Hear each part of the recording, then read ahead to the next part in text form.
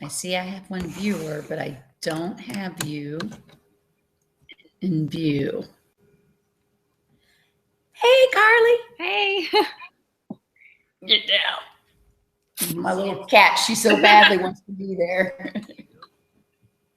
In view. Hey, Carly. Hey. Now there's a delay. My little cat, she so badly wants to be there.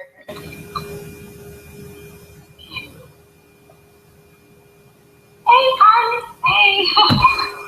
Now there's a delay. My little cat, she so badly wants to be there.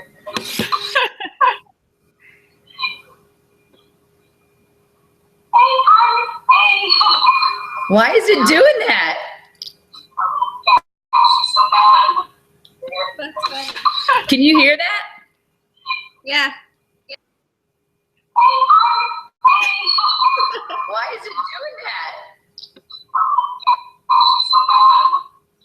That's funny. Can you hear that? Yeah. Why is it doing that?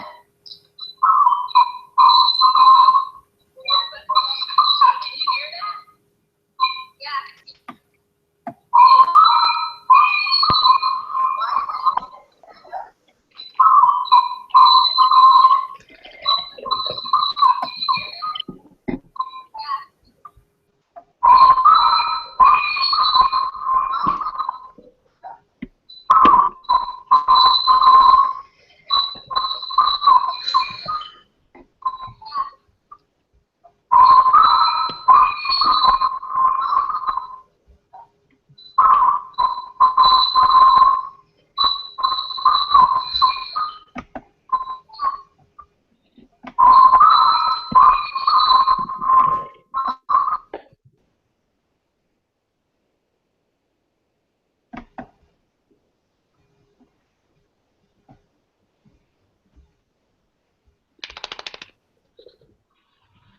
Stop.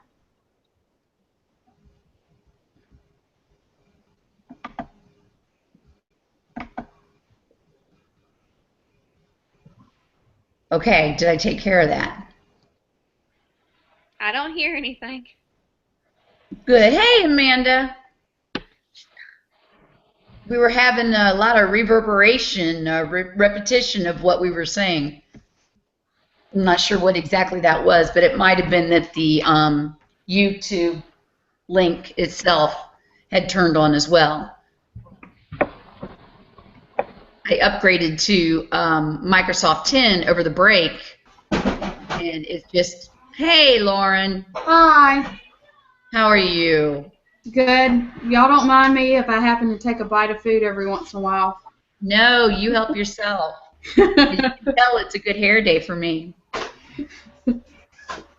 We're waiting on, let's see, Summer, Emily, and Emily usually has no problem getting on. Yeah. I really didn't have any problem at all. I didn't either. I need a refill. Maybe I'll resend it because I know Summer's on.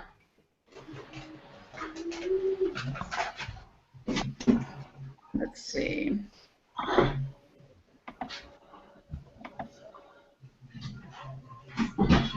Let me double check with Summer and see if Blanket. Heather says she doesn't. Well, Heather said that she didn't have anything, but then Amanda did as well, and now Amanda's on. I didn't have anything either. And then I checked again, and I did.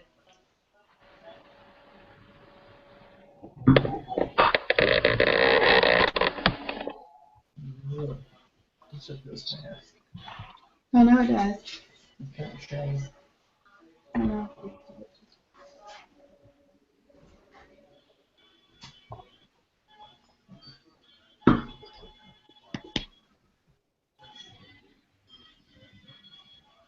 Cute dog. Thank you. Say hello.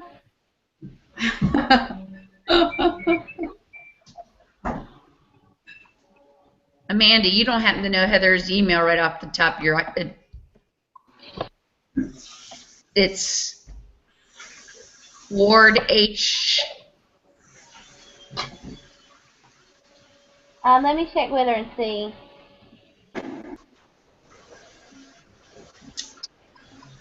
Emily! Hey! There she is. Sorry, I was late. That's okay. We thought you were having trouble. I was having trouble, actually. I came to the gym to use their Wi-Fi, and it was messing up. We were just commenting how you never have trouble getting on. I know. Well, I'm using my iPad that I just got from the school for the first time. Oh, yeah. I had to actually, like, download the Hangout app. Oh, wow. Yeah, I was just telling them I upgraded to Windows 10, and it created a little chaotic situation while we were waiting to get on. Hey, boo-boo.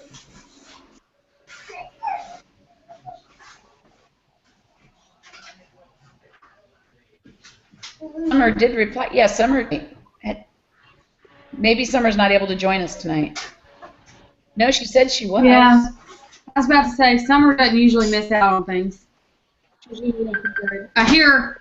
Thank you, Amanda. I'm going to send that real try.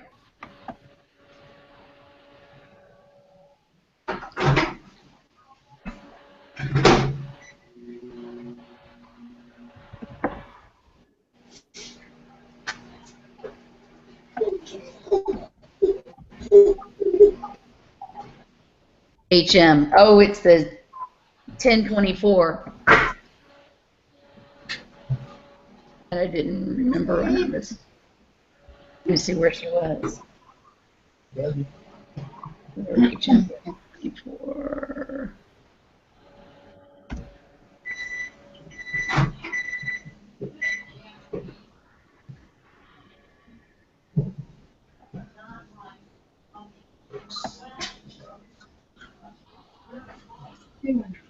Now, Summer hasn't replied since earlier today.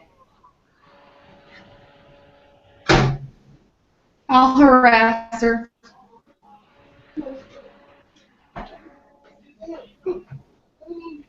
Because she replied, yes, ma'am, right around 4. So maybe she's got tied up.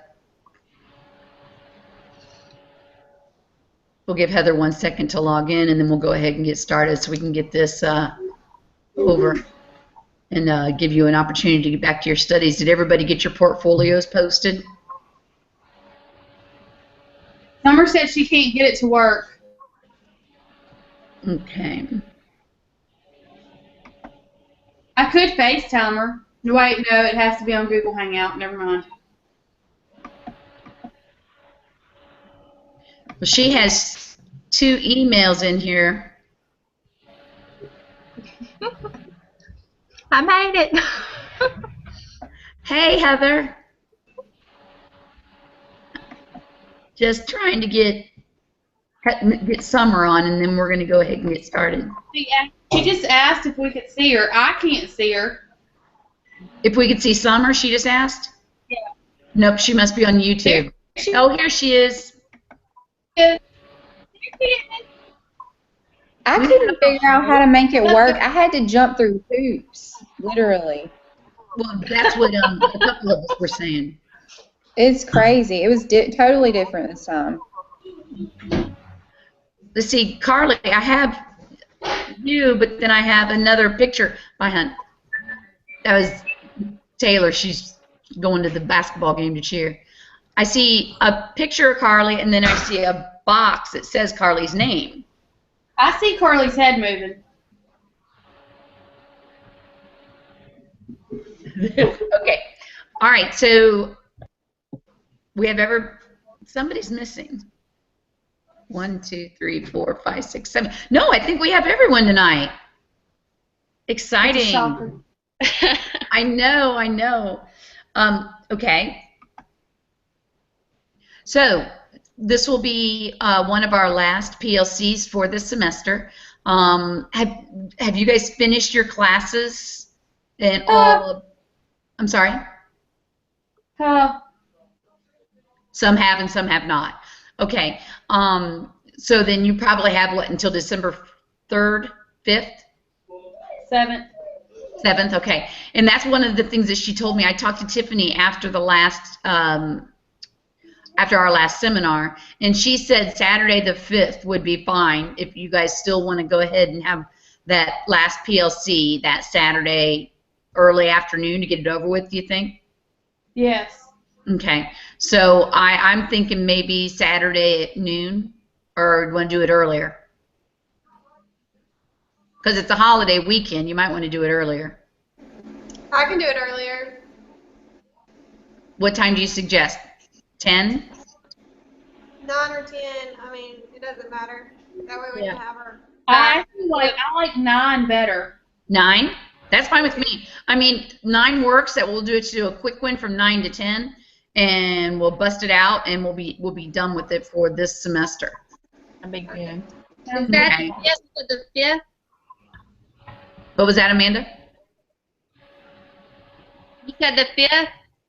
Yes, the 5th. December. Should be a Saturday. It's this Saturday. Okay. So we'll plan it for December the 5th, that Saturday at 9 a.m. Hey, no.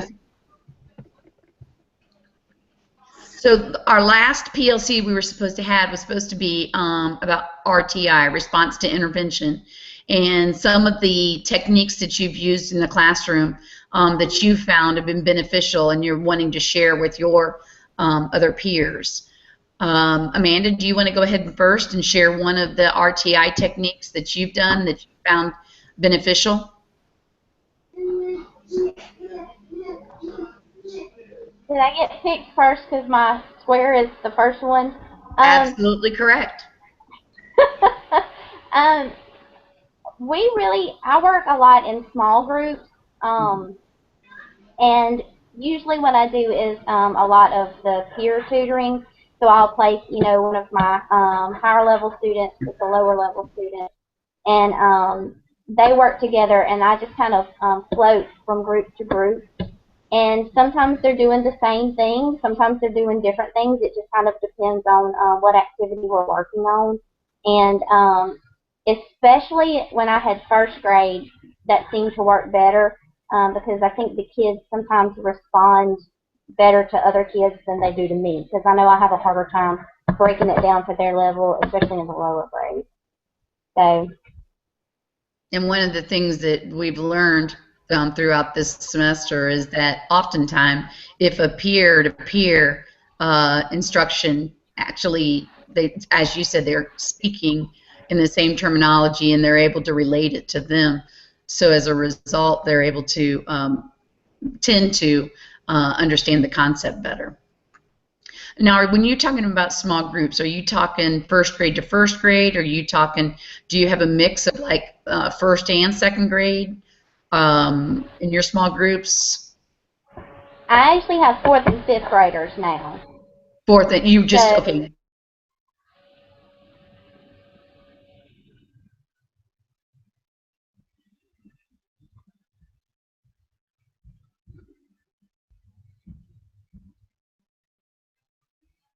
did we lose her?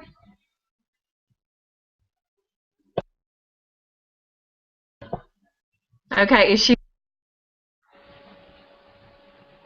She's gone. She did. What's the building?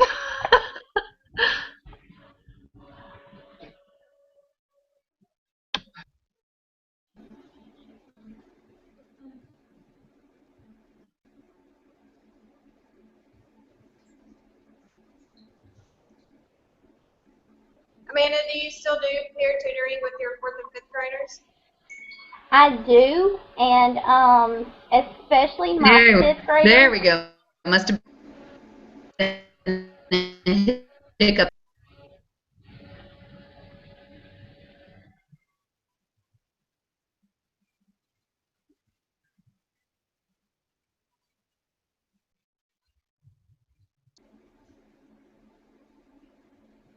She's gone. It has to be her connection, though, right? Because I can still see everybody else. Yeah, I still see everyone else moving. Yeah.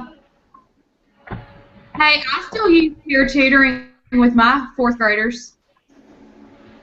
I do a lot of peer tutoring with first graders, and I think it does help a lot. If I can get Well, them. I really hate to say this, but fourth graders really don't care what their teacher thinks anymore. They start to care about what their friends think. Yeah. It actually gets worse in fifth grade. My fifth graders, from fourth to fifth grade, is completely different for some reason. But my fifth grade boys, especially, they do not want to listen to me. Anything I say is pretty well just thrown out the window. So if I can get them, and I hate to even admit it, but like with one of the cute girls that's smarter, that can kind of show them the way to do it, and they'll listen to her way before they listen to me. Hey, motivation is motivation. That's exactly right. Because mine keeps running, but several of you have frozen in time, and then you wake up and then you freeze again. You keep You're freezing. the only one that's freezing. Yeah, I see everyone else, but you're the only one that's freezing on my end. Crosby? You're the only one freezing on mine. Okay. Sorry. Okay. Haven't moved you there. He hit his head.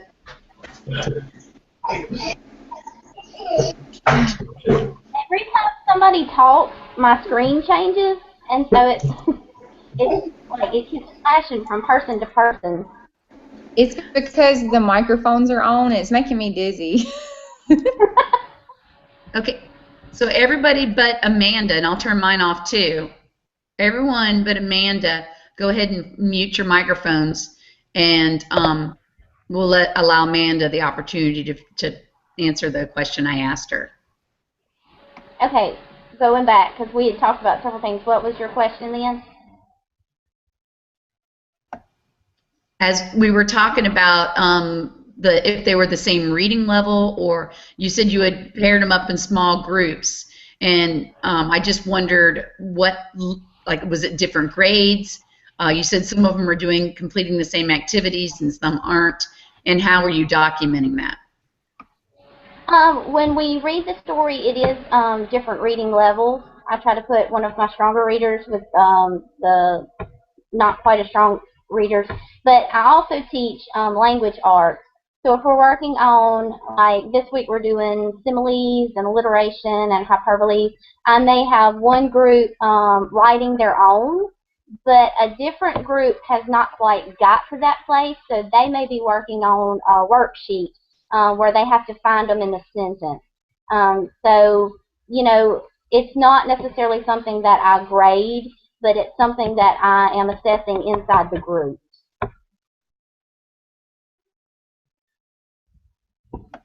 Okay, so how do you determine these? Well, your students, how do you determine these students require an intervention?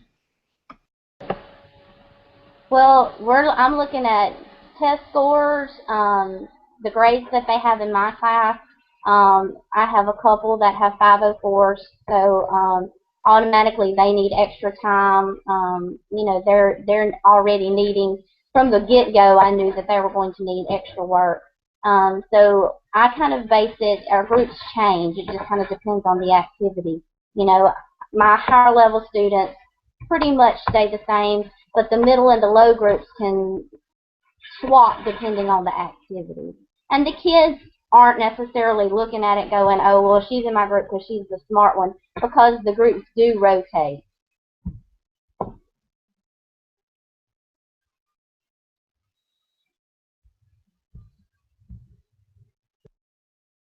Question for Amanda. All right, Carly, would you like to go next?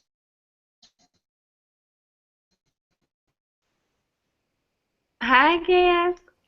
Well, I do the small groups as well, but it's more of a challenge for me because I don't have like a certain class. I don't have a homeroom. I have different age groups all day, like from pre-K 4 through 6. every day. So I have different grades every day, all day long, because I teach the science lab. And so it's a little bit harder for me to do those kinds of things in there because we're basically doing projects and things most of the time. But I have them set up in groups of 4. My desk are in groups of 4, and I have them set up with a stronger student in each group, that I know from. It's taken me a while to get there, and I just recently did this, I don't know, a few weeks ago. And it's taken me a while to see who the stronger ones in the class are, so I've separated them into that way. And I went to a conference, I don't know if anybody else did, a few weeks ago, and they did the reciprocal teaching. They talked about that. And so I've started to try to implement that with them, and they will write down, the things that we do and talk about it in their groups and things. And if I'm saying something that somebody else doesn't understand, that stronger one in the group takes the lead, and explains it to them at a level that they can understand that I might not can get across.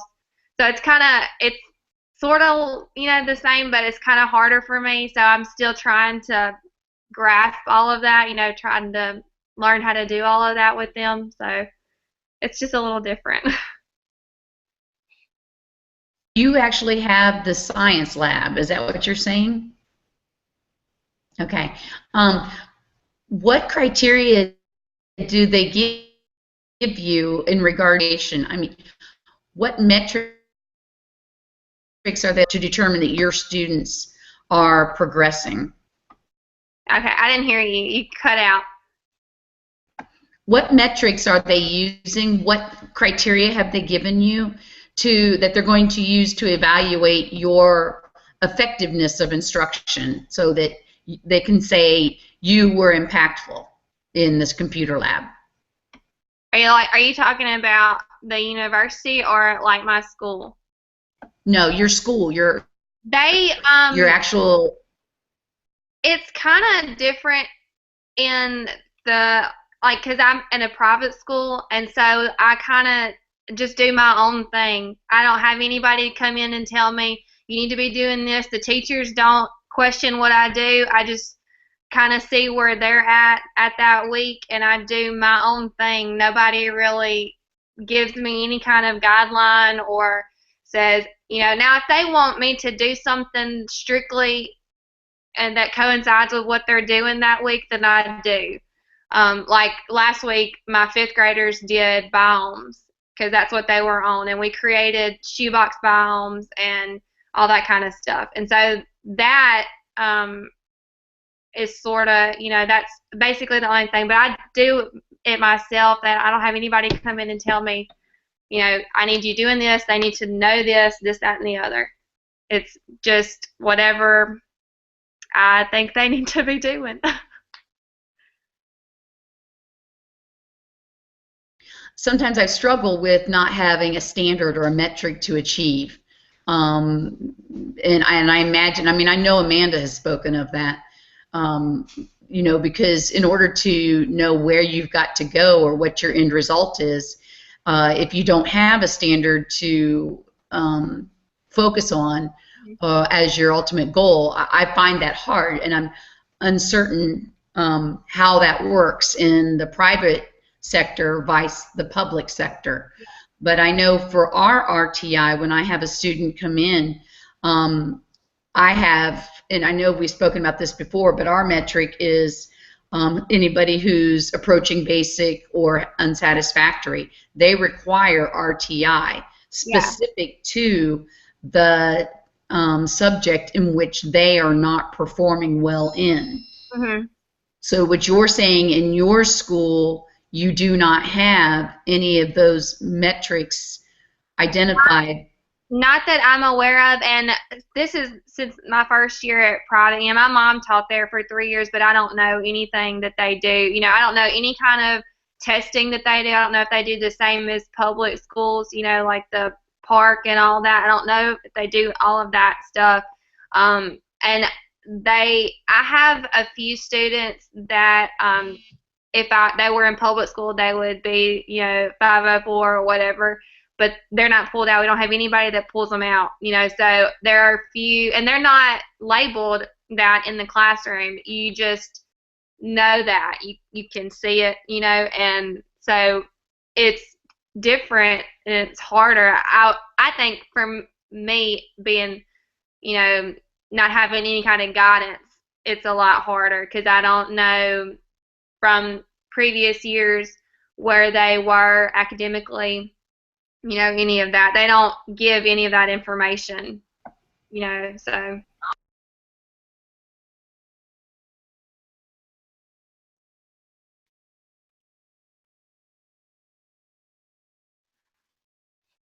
I didn't hear anything you said.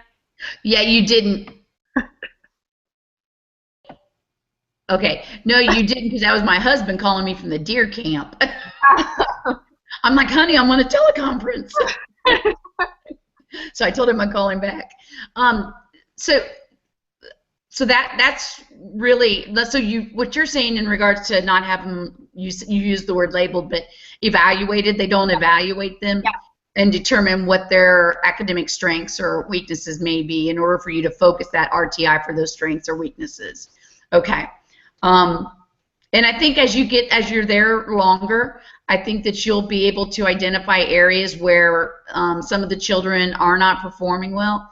Mm-hmm. And as you see that, I think you'll be able to start honing in or focusing in on their weaknesses in order to find different skills or strategies to help that weakness become stronger. I have a third grader, and I don't know if he would need any kind of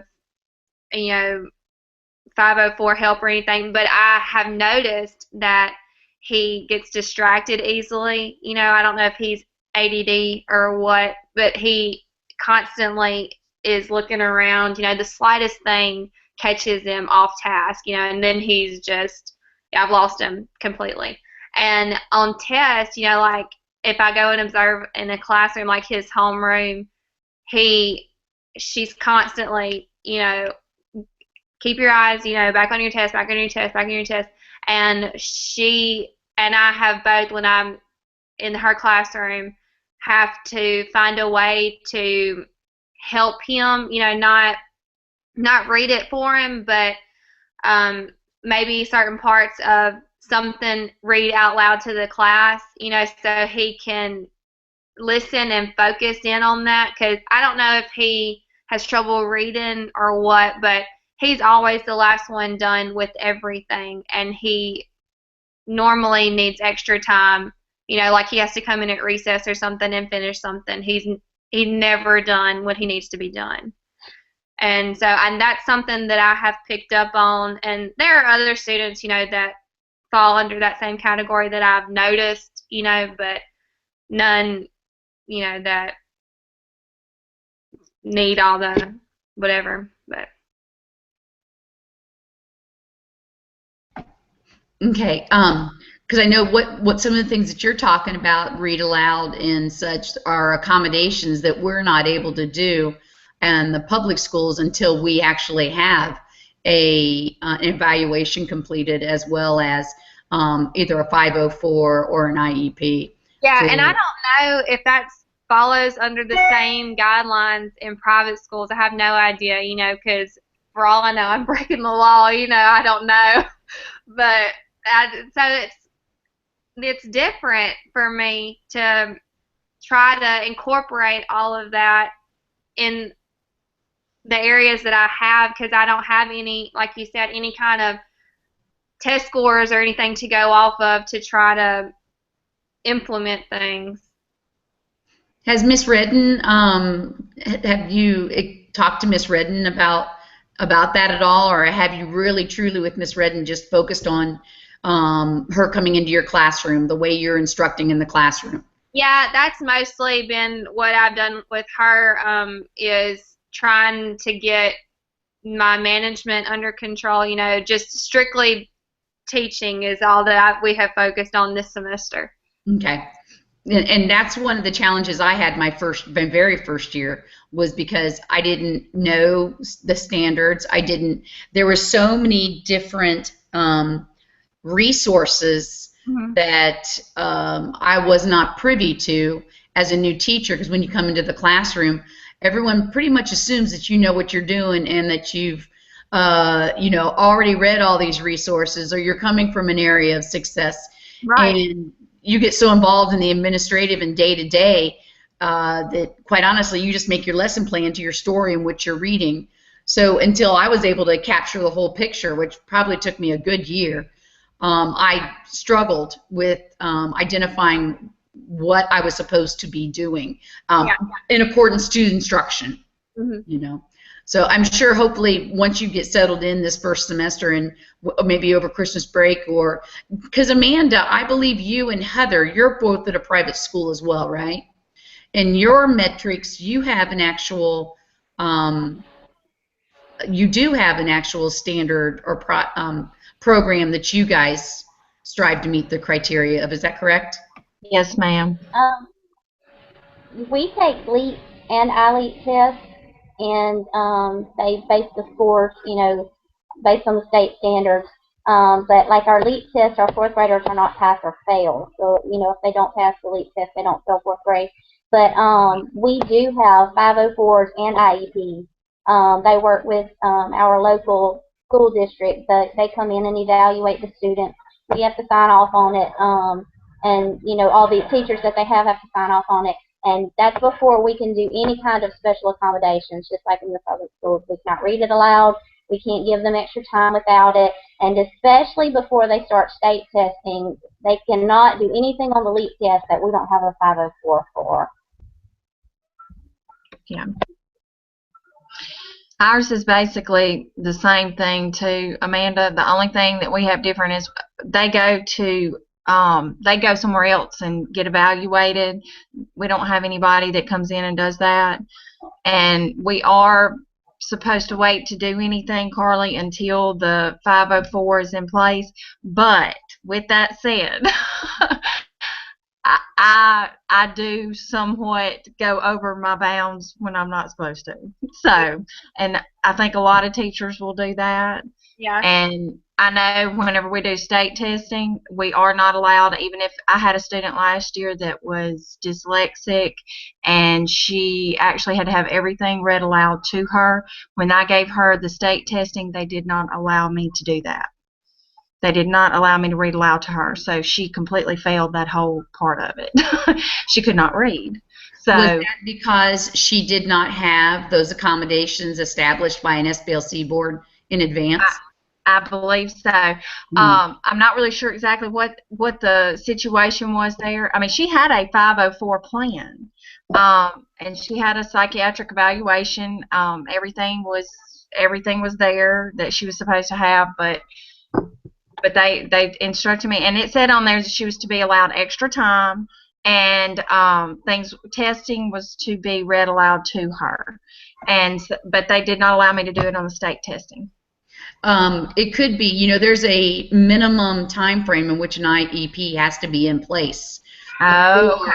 They're allowed to use those accommodations, and that's one thing to look into as well, because you don't want to set your student up for failure or give them a strategy or a skill that you're helping them with and then not allow them to use it in the IEP. So I believe I think it's 60 days.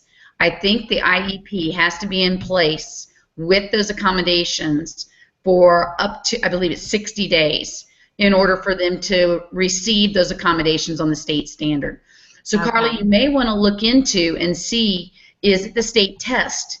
Are you guys taking the lead? Because it sounds like these girls both are at private schools, but they are both testing to the state standards. And that's something that you may want to check into, because if you're responsible for the science lab, you're going to need to look at your school science scores, okay, and see where the area of weakness is for your students in science, and bring those students, be able to demonstrate a growth in that area of weakness. They should provide that for you, Carly. Okay. They do for us, I know. Well, we, I don't know. Prairie View's a little bit different. We have a new principal this year, and so it's been a roller coaster for everybody. This is our third new principal in the last 3 years, and so it's Yeah. a bit of a change for everybody. So there's no telling what we're supposed to have that we don't, and all that kind of stuff. So. Bless your heart. Yeah, we'll work through that. I think Emily's doing yoga or something. Her monitor keeps moving. Did anybody have any questions or comments for Carly?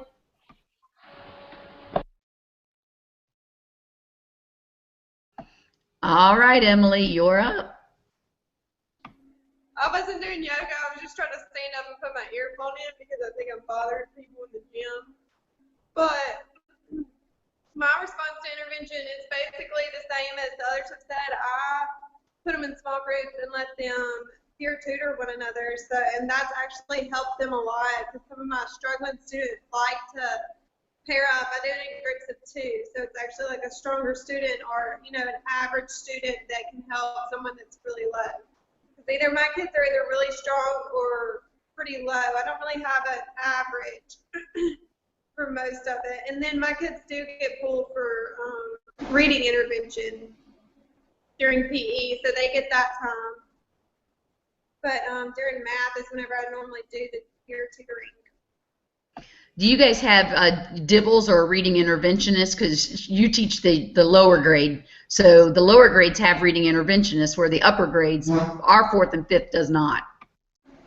Right. Yeah. See, we do for DIBBLs. If they were not, I guess if it was intensive, then they go to reading interventionists. Which I honestly don't think that the DIBBLs is an accurate scoring because some of my kids who are really struggling do not go to the reading interventionist. So I'm anxious to see. I know they get retested either in December or January, I think. So I'm anxious to see how they do on that because I know one is fine and shouldn't be in there, but then I have others that do need to be in there. So. Yeah, at our school it's December when they get retested. I think it is us too. I know it's right after midterm. Now, do you have a set time frame for your intervention? Do you have it in? Is it factored into your schedule? The reading intervention. Yes, yeah. What you. What I do for them. I just like after it's mainly just with the math. After I teach the lesson, then I'll let them all try and work on the problem sets themselves.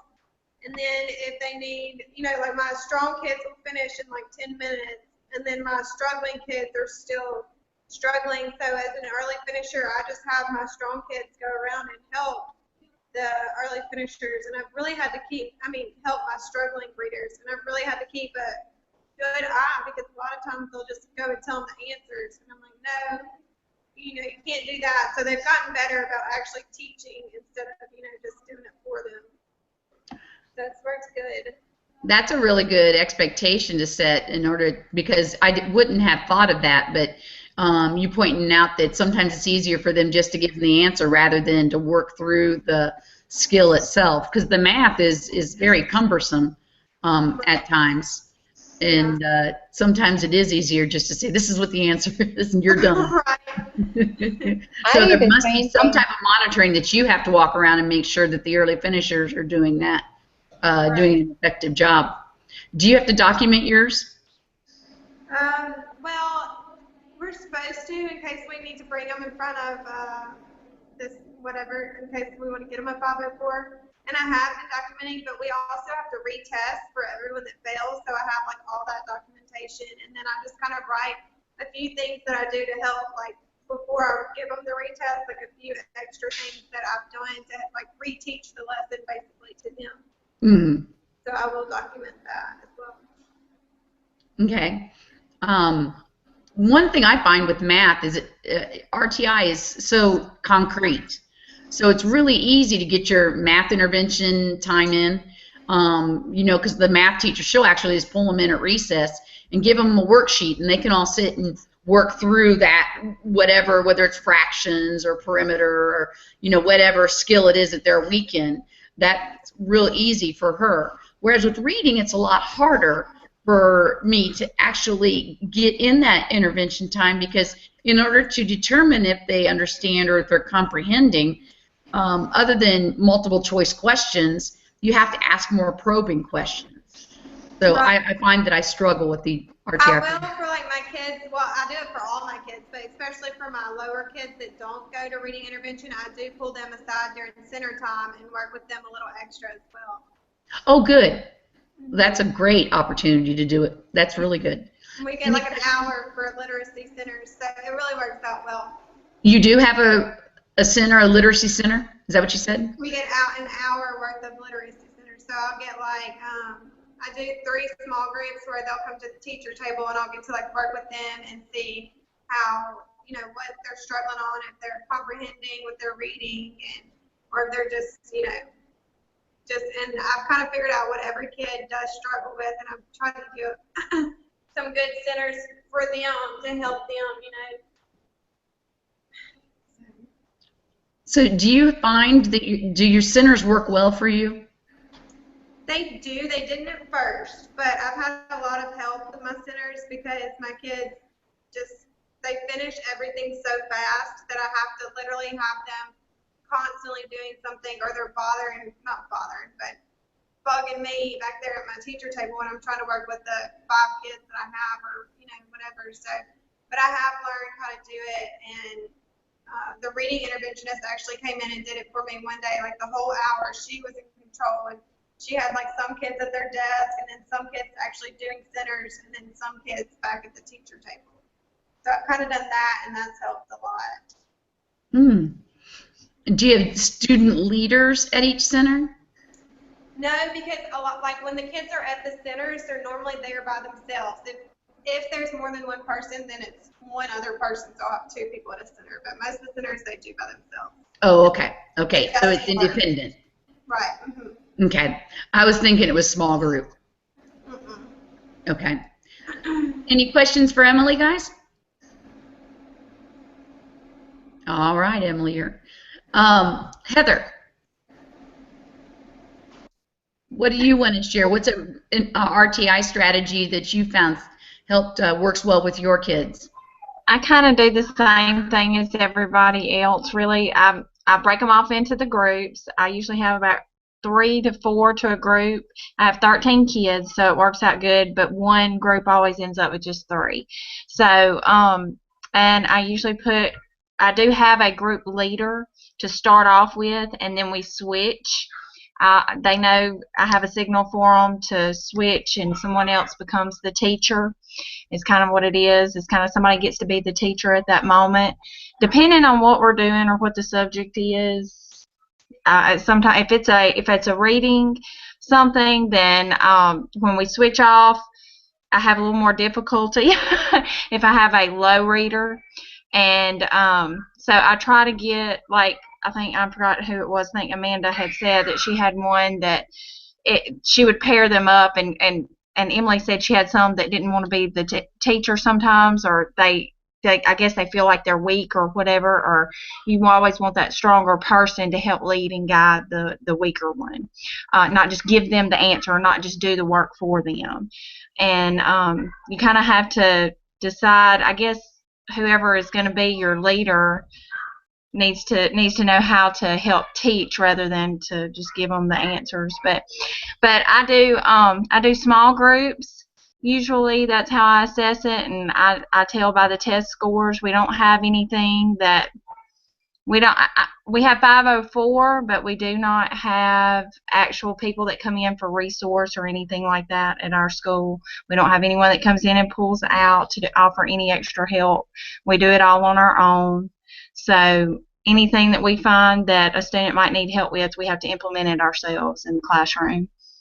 And I do that either in early finishing time or recess time. I'll pull kids in and work with them that are slower, stuff like that. But Most of the time, I do have about 4 students in my room that are really above and beyond, and they've been a great peer tutors, and they enjoy that. It gives them confidence, and it helps the other kids too to get across to what I can't get across to them.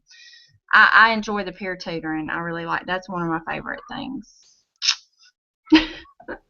No, I really do as well. And it is, you're absolutely right. There are some students who really excel in interpersonal communications and their ability to get along with everyone. But you do have that 1 or 2 individuals that it's honestly, they think they know the right answers and they're typically blurting the right answers, but it's not.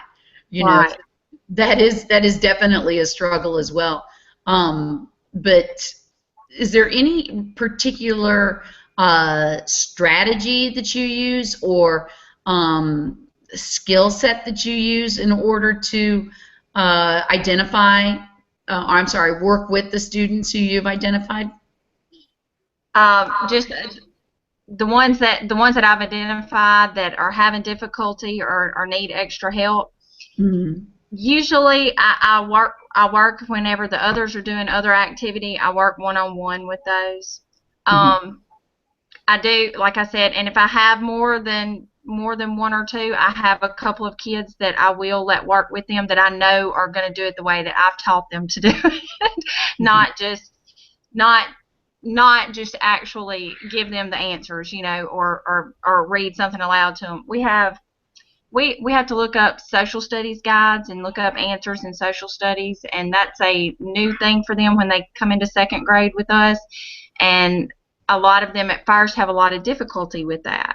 And we become detectives, and I tell them that they are going to be star detectives, and I put them in groups. I always start out the first of the year putting them in groups, so because somebody's going to be stronger and somebody's going to be weak, and they're going to help teach them how to look up the answers. And because you can't hit every kid, you know, within 30 minutes or however long your lesson is, and so that's some of the strategies that I use. I don't know if that's right or wrong, but Yeah, tell me more about your detectives. I mean, is that the leaders your lead detective, or are they all detectives, or how does that work? they're all detectives. They're all going to be, they have to learn to be good detectives to find answers to whatever the question is. But they do have a leader for the group, and when we switch, we get a new leader, and that leader will help that everybody has to answer at least one question on their own, and that's how they do that. Whenever they switch, they're going to get to answer the next question and show everyone in the group where they found that answer. And when we're all done, I put the answers up on my Elmo, and they have to read the answers off to me and the questions and tell me what page they found them on. And that's how we go back and make sure that they have learned how to do that together. And then eventually they'll do it individually, because when they go to 3rd grade, they don't always have help. Well, and one thing I love that you just said is that you're teaching them how to cite evidence. Yes. You're teaching them, you know, you're restating your question and you're teaching them how to cite that evidence and support it, which is a huge skill that when it comes to the park. Because if you don't get them in 2nd grade, you know, looking at where did you find that, you know, what information did you pull out of that sentence that supports your answer. When they get to 4th and 5th, that makes it much harder. So you're starting young. That's great. Any questions for Heather? All right, Lauren, you're up.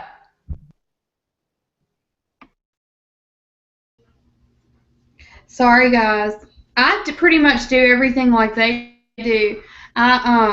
During my problem set time, after I do the concept developments, if I see like certain students are struggling, I go ahead and pull them. We still have center time afterwards, but I don't want to sit there and then waste time struggling on 2 or 3 problems, because it's always, you know, the same 3 or 4 kids. So I just pull them back to my teacher's table and kind of see what they're doing and do my intervention that way.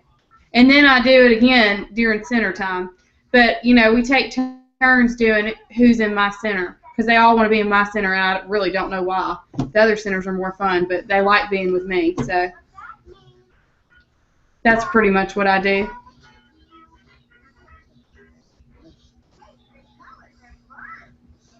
I hope somebody's talking to me because I can't hear anybody talking to me.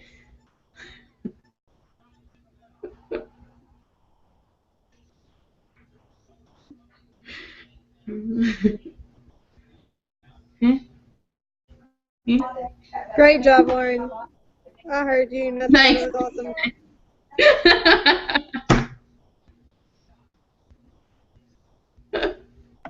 Oh, I was trying to say, what did you just say? I was muted. You know, I try to be so quick and mute and unmute and mute. So yeah, no, that's what I was saying is that everybody loves to be with the teacher. You know. I don't understand it. Oh, just like your child likes to be with you. It's almost like, well, anyways. Okay, how about you, Summer? I pretty much do the same thing. One thing that may help some other people, I took some notes while we were talking. During my math centers, I have enough to where there's a really strong person at each group. That way it helps with the lower. But they fill out a form, and it was one of our, Megan, Lauren probably got the same thing, I'm pretty sure. But there was a form that we fill out, and it's a participation score. And it's like an opportunity for them to share if somebody didn't participate or if they need help or were they mostly concerned with trying to teach somebody how to do something. And it kind of gives them an opportunity to help me know, who needs to be at my table next time or something like that. And I really like it. Because I've learned that some of the kids that I thought knew what they were doing didn't necessarily know. And so that made me feel a lot better, And Is that a peer evaluation or a self-evaluation? It's both. They are able, like the peers are, I have a leader, a recorder, and a reporter.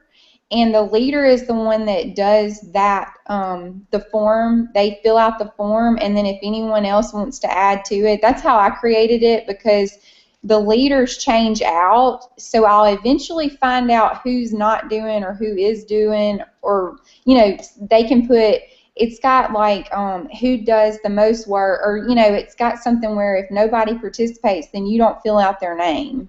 And that's the way I know, that they didn't do it. And I really like it. It's helped me a lot. And you have to kind of make it your own thing so you know what you're looking for. Because with third grade, they like to tattletale, so much that they know that this is serious, and it's kind of like them taking responsibility for what they're doing.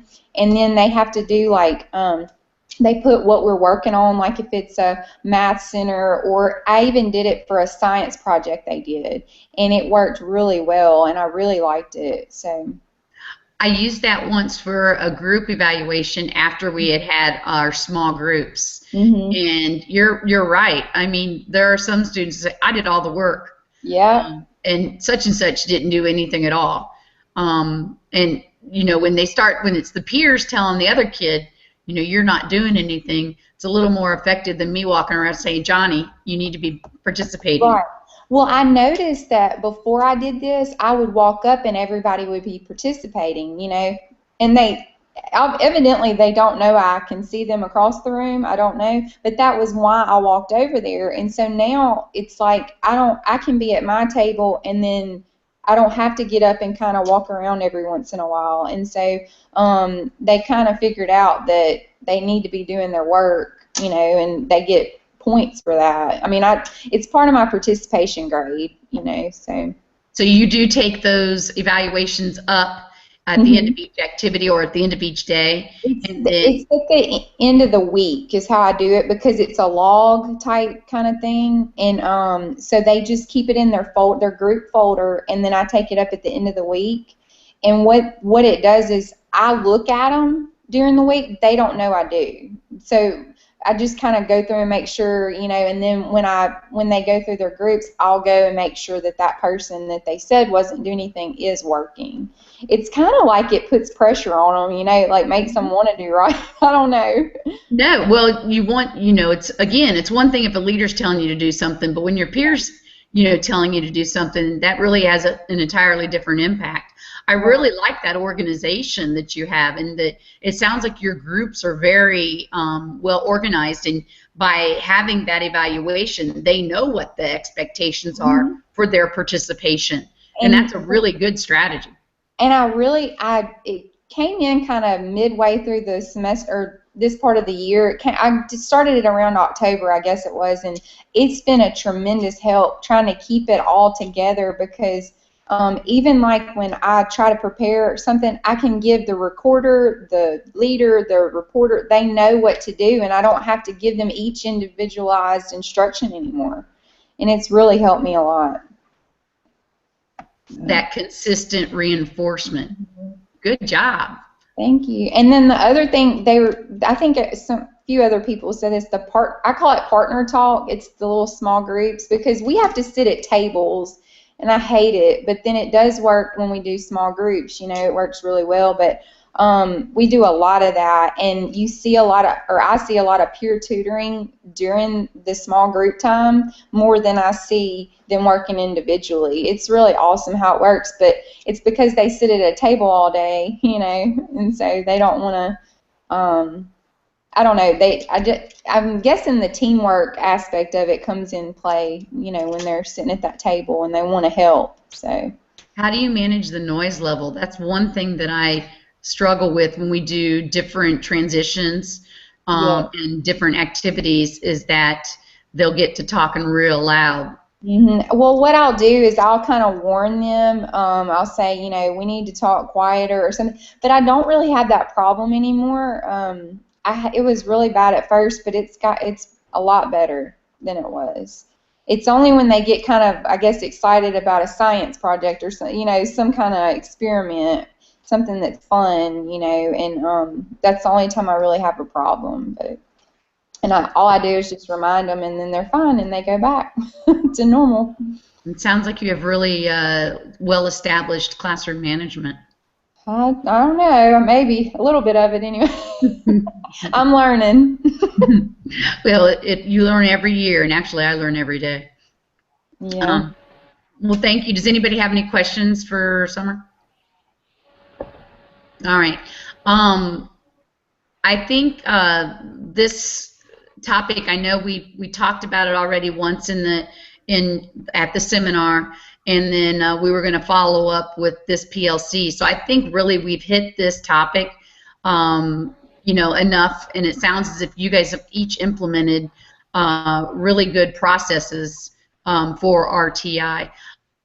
Our RTI, again, has to be documented, and it has to be done daily, and it has to be 30 minutes for the students that are not performing. So I struggle to get that 30 minutes in. It sounds like you have a little more flexibility, especially at some of the private schools, than we do at the public school. So there are pros and cons of each.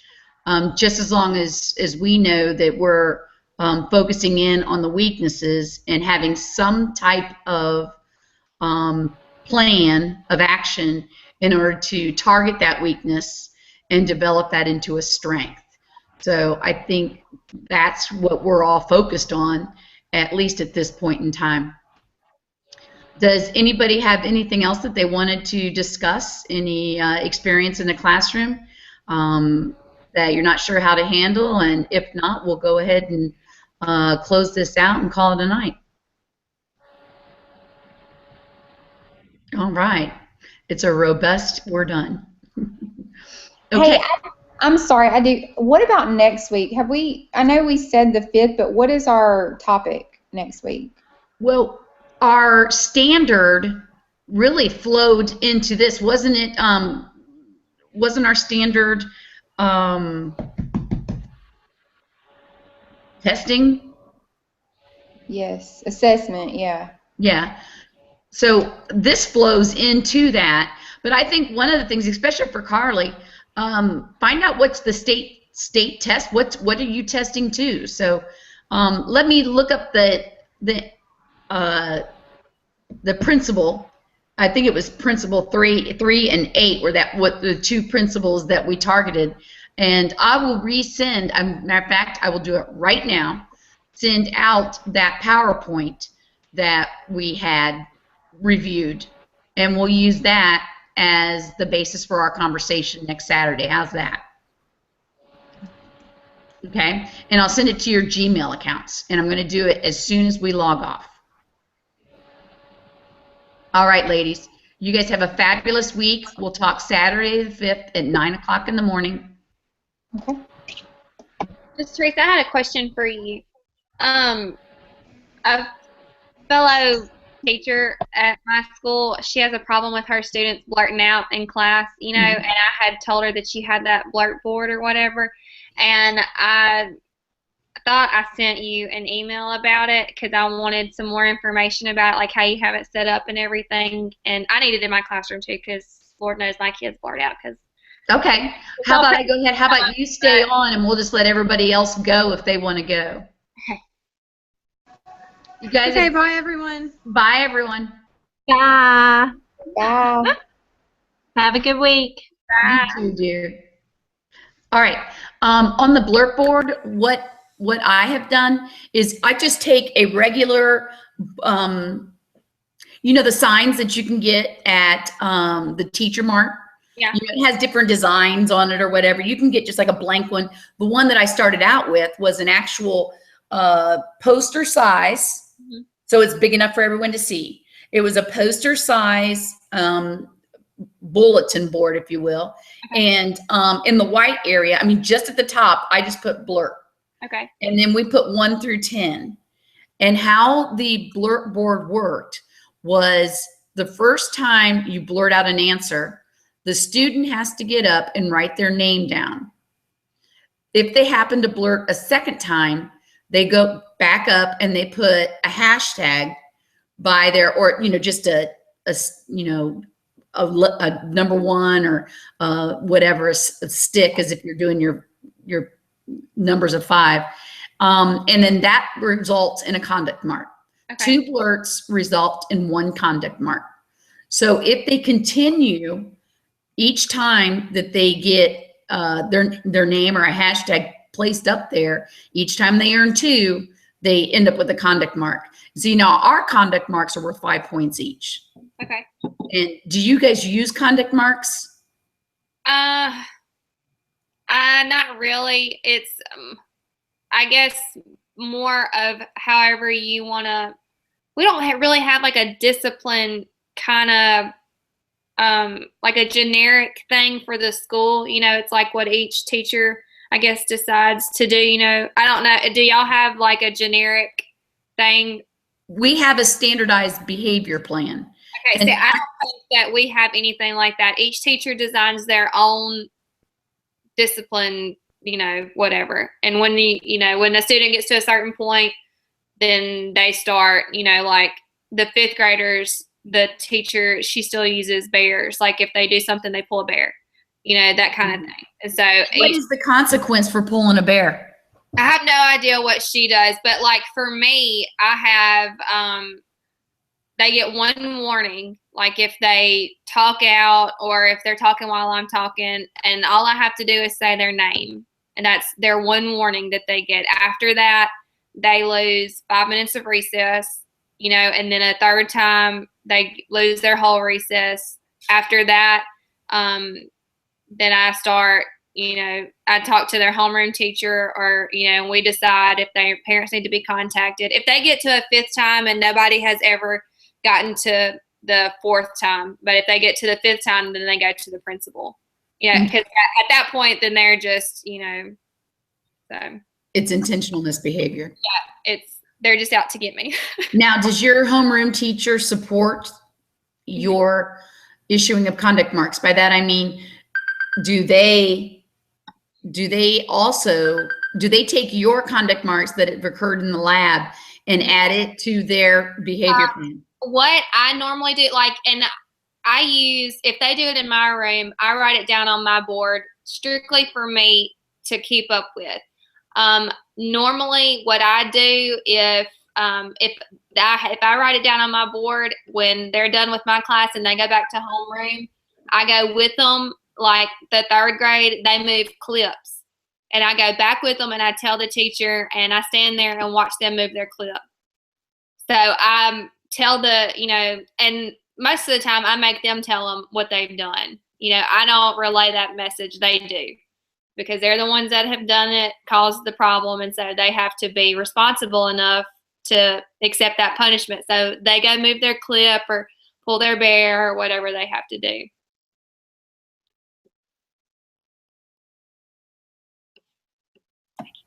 It told me I can't talk unless I unmute. It's so smart that it gives you little prompts now. Do you want to so what we have to figure out is if you're going to use a blurt board, you're going to have to determine what your consequences are going to be. Okay. Now she's a homeroom teacher, so she can certainly implement hers. It sounds like you got great support from the other teachers. Yeah, I really do. And the girl that she's a first-year teacher too. In fact, she just got her bachelor's. She graduated last Saturday from Tech, so she's brand new.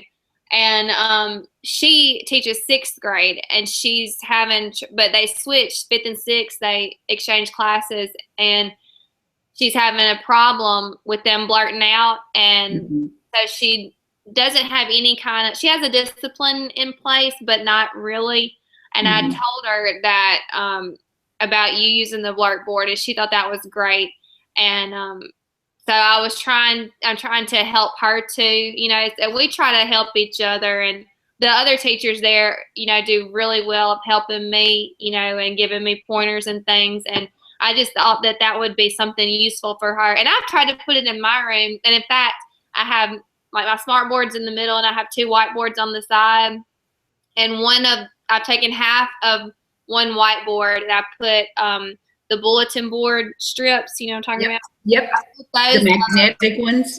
Sectioned it off, and I have to get some more to fill in the blanks, but that's where I've put mine.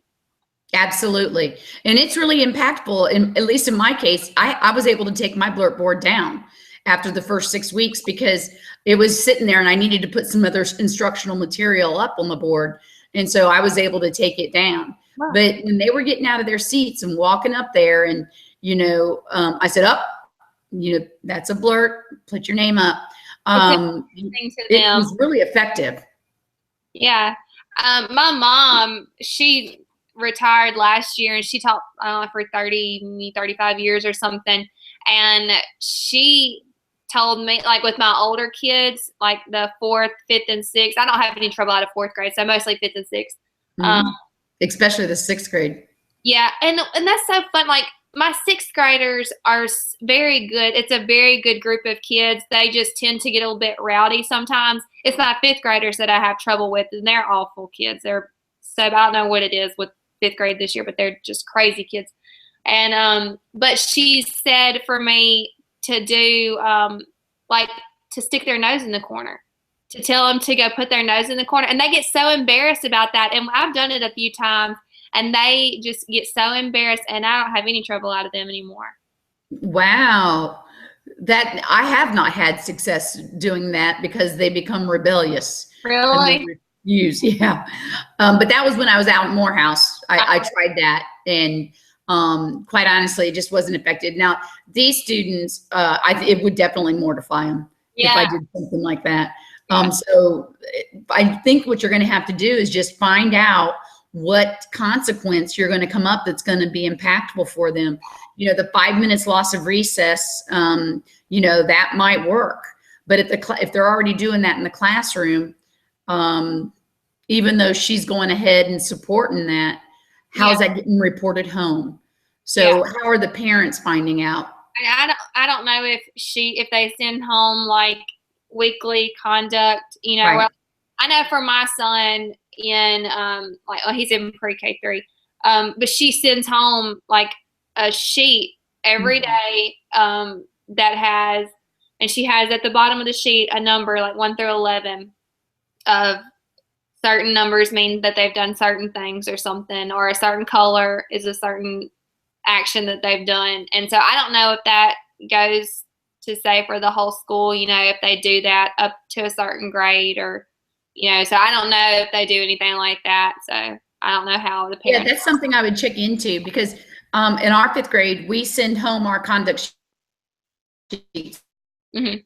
Once and sheet, it has probably about 10 different things that are considered rule breakers. Yeah. You know, not paying attention, out of seat, chewing gum in class. And then in our case, they're 5 points each. And now ours in our parish actually goes into the computer as a grade. And So I think y'all use JPAMs or WebPAMs or whatever. webcam.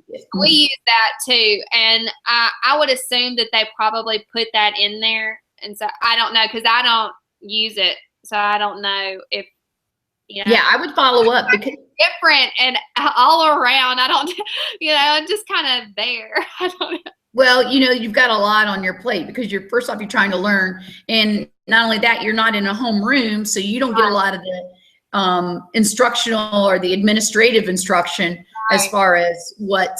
So, you know, you may want to, as you're continuing to explore different avenues on how to manage behavior, ask the homeroom teacher, is there a conduct sheet that maybe they have a conduct sheet that they send home to you? Okay. You can come with the class.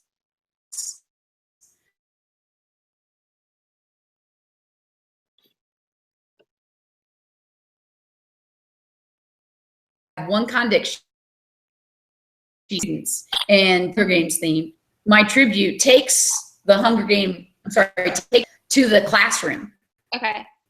And so there's the teacher will have my conduct book, annotate it right there on that individual student sheet. And then at the end of the month, at the end of the week, those are totaled. Those points are totaled. Doesn't have to be 5 points. It may be 3 points. It may be 1 point. Right. You know, and then those go home every single week. I would imagine you would have something similar. Okay. I would imagine. Well, listen, it was awesome talking to you, and I hope the blurt board works. I'm telling you, it managed my blurting and shut it right down. So you'll have to let us know next Saturday how effective it was for you. Okay. All right, hon, you have a great night. You too. Bye-bye.